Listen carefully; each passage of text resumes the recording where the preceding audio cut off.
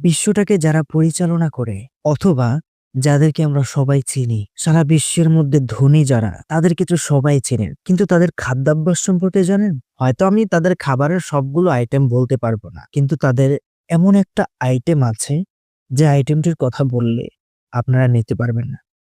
কথা শুনেই আপনারা শক খেয়ে গেছেন। শুনুন, আমি বলি। তাদের খাদ্যাভ্যাস হচ্ছে মানুষের বর্জ্য। কি অবাক হচ্ছেন? অবাক হওয়ার কিছু নাই, আরো আছে। তারা হচ্ছে ৩ থেকে ৬ বছরের শিশু কন্যাদেরকে যৌনজন করত। শুধু এটুকুতেই ক্ষান্ত না, যৌনপীড়ন করে তাদেরকে প্রেগনেন্ট করা হতো। প্রেগনেন্ট করার পর যেখানে বাচ্চা জন্মায়, সরাসরি তাদের পেটের ভিতর থেকে সেটাকে বের করে তারপরে তারা খেত।